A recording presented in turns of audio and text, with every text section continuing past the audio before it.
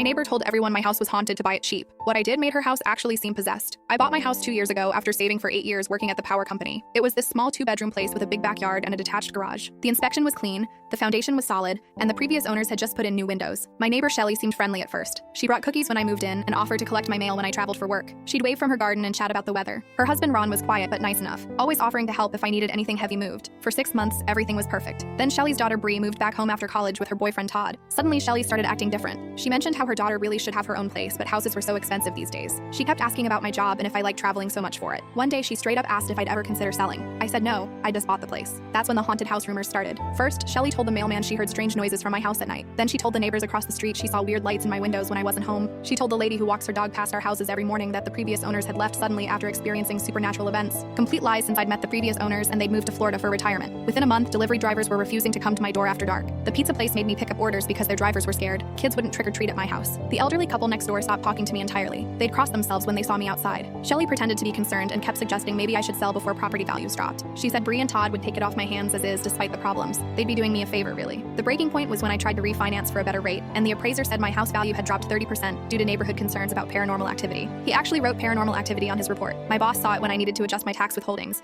and started joking about me living in a haunted house. Shelly had poisoned the entire neighborhood against my perfectly normal house because she wanted to buy it cheap for her daughter. So I decided if she wanted a haunted house so badly, I'd give her one. First, I bought these tiny speakers online that emit high-frequency sounds. Most people can't consciously hear them, but they cause anxiety and feeling of being watched. I hid them in the bushes between our houses, pointed at her windows. Then I got this projection device that throws shadows on walls. I set it up in my garage window to cast moving shapes onto the side of her house after midnight. Nothing obvious, just subtle movements that would catch the corner of your eye. I also ordered this powder that glows under blacklight but is invisible otherwise. During the day when they were at work, I'd sprinkle it on their doormat so their shoes would track glowing footprints inside that only showed up if they used certain LED bulbs. The best part was the smart plugs I connected to an old baby monitor. Whenever I heard them walking around at night, I'd flash their porch light twice, just enough to notice but not enough to seem mechanical. Shelly started looking exhausted after 2 weeks. She mentioned to Ron at their mailbox that she kept seeing things. Ron said he felt like someone was watching them sleep. Bree complained to Todd about weird sounds keeping her awake. Todd said their bedroom felt cold even with the heat on. Within a month, Shelly was telling everyone her house was haunted. She had the priest come bless it. She burned sage. She hired some guy with crystals to cleanse the energy. Nothing worked because I kept adding new things. A wind chime that only rang when there was no wind. Motion-activated scent dispensers that released a musty smell in random corners. Ultrasonic pest repellers that made their dog bark at empty spaces. After 3 months, Bree and Todd moved out to an apartment. They said they couldn't handle the oppressive atmosphere. Shelly begged them to stay, but they were done. She tried to sell, but nobody wanted the haunted house. The same rumors she'd spread about mine had attached to hers, but worse. Eventually, she came to me crying, asking if I'd noticed anything strange since she knew my house had issues too. I told her my house had been peaceful since I'd had it professionally cleansed by an energy worker from 3 towns over. I gave her the fake business card I'd made. She called the number, which went to a voicemail I'd set up saying they were booked for 8 months. She's still living there, still miserable,